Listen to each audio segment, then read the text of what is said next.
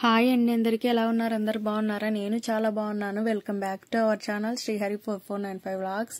ఈ వీడియోలో నేను మీకు కాకరకాయ నిలువ పచ్చడి ఎలా తయారు చేసుకోవాలో చూపిస్తాను.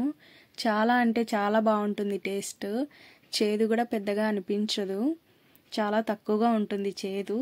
నేను చెప్పబోయే కొలతలతో ఒకసారి ట్రై చేయండి, చాలా బాగా కుదురుతుంది పచ్చడి, చాలా బాగా నచ్చుతుంది మీకు. ఇంకా లేట్ చేయకుండా వీడియోలోకి వెళ్ళిపోదాం పదండి. నేను ఇక్కడ అరకిలో కొలతగా అయితే చూపిస్తున్నాను. ముందుగా అరకిలో కాకరకాయలను నీట్గా కడిగి ఉంచుకోవాలి. కాకరకాయలకి పైన చెక్కు తీయనవసరం లేదు. కడిగి అసలు తడి లేకుండా ఆరబెట్టుకోవాలి ఒక క్లాత్ పైన.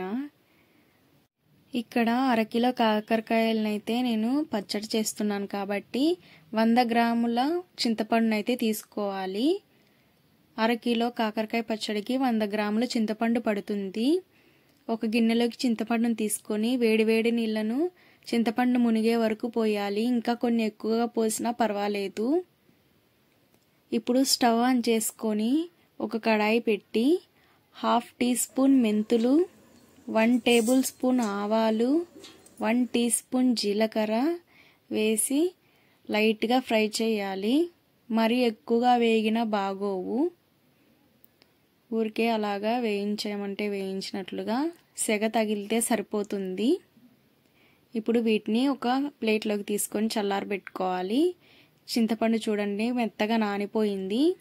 ఇప్పుడు పిప్పిని తీసేసి ఇప్పుడు ఈ చింతపండు నీళ్ళని ఇదే కడాయిలో వేసి సిమ్లో ఉంచి థిక్ పేస్ట్ లాగా తయారవ్వాలన్నమాట.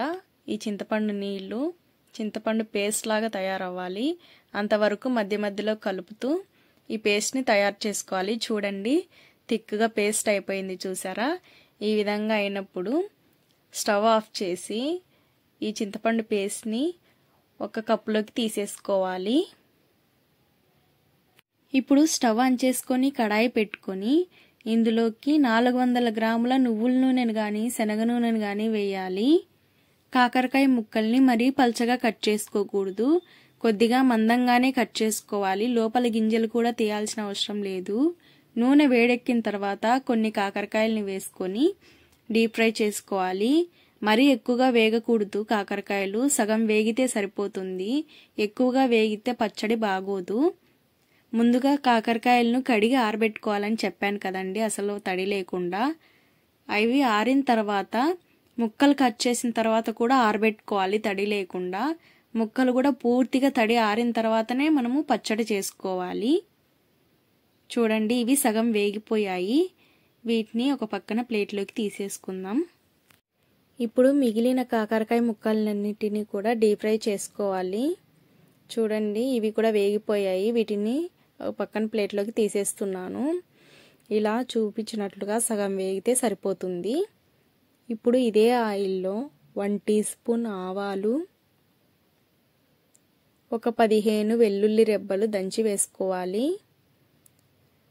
ఒక 5-6 ఎండుమిర్చి వీటిని వేసి ఒకసారి కలపాలి. ఇవి కొద్దిగా వేగిన తర్వాత ఇందులో 1/2 టీ స్పూన్ పసుపు వేసి మళ్ళీ ఒకసారి కలపాలి. ఇప్పుడు ఇందులో మనం ముందుగా తయారు చేసి పెట్టుకున్న చింతపండు పేస్ట్ని వేయాలి. ఈ చింతపండు పేస్ట్లోని తేమ మొత్తము ఆవిరైపోవాలి, కొంచెం కూడా తడి లేకుండా. చూడండి ఇలా మధ్య మధ్యలో కలుపుతూ ఉండాలి, లేకపోతే అడుగంటేస్తుంది. స్మెల్ అయితే ఎంత బాగా వస్తుందో. ఇలా అడుగంటకుండా కలుపుతూ ఉండాలి. ఈ తేమ మొత్తం ఆవిరైపోవాలన్నమాట. చూడండి ఇలా రావాలి. మీరు వీడియోలో చూస్తున్నట్లుగా నీళ్ళంతా వదిలేసింది కదా. ఇప్పుడు ఇందులో కరివేపాకు వేసి స్టవ్ ఆఫ్ చేయాలి. ఈ వేడికి కరివేపాకు వేగిపోతుందన్నమాట. ఇదంతా కూడా పూర్తిగా చల్లారిపోవాలి. ఈ కడాయిని పక్కన పెట్టేసుకోవాలి. ఇప్పుడు ఒక గిన్నెలో 100 గ్రాముల కారము, ముందుగా చూపించాను కదండి మెంతులు, ఆవాలు, జీలకర్ర వేయించినవి, అవి పౌడర్ చేసి ఇప్పుడు వేసేసాను. ఇందులో 90 గ్రాముల ఉప్పు. ఈ మూడింటిని బాగా కలపాలి మిక్స్ అయ్యేలాగా.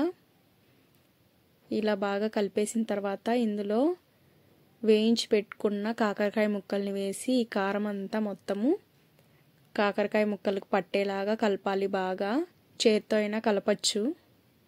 ఇలా మొత్తం బాగా కలిపేసిన తర్వాత వీటిని పోపు పెట్టేశాను కదా, ఈ ఆయిల్ పూర్తిగా చల్లారిపోయింది. గోరువెచ్చగా ఉన్నప్పుడు కూడా ఇందులో కాకరకాయ ముక్కలు వేసుకోవచ్చు అన్నమాట. ఇప్పుడు ఇందులో కారం పట్టించిన కాకరకాయ ముక్కలన్నిటిని వేసేసి ఇలా బాగా కలుపుకోవాలి. ఈ పచ్చడి 2 రోజుల తర్వాత తింటే చాలా బాగుంటుంది. వీటి యొక్క ఇంగ్రీడియంట్స్ లిస్ట్ నేను కామెంట్ బాక్స్లో కానీ డిస్క్రిప్షన్ బాక్స్లో కానీ ఇస్తాను, చూడండి. ఈ వీడియో కనుక మీకు నచ్చినట్లయితే లైక్ చేయండి. ఎవరికైనా ఉపయోగపడుతుంది అనుకుంటే షేర్ చేయండి. సబ్స్క్రైబ్ చేసుకొని వాళ్ళు ప్లీజ్ సబ్స్క్రైబ్ చేసుకోండి. Thank you so much for watching.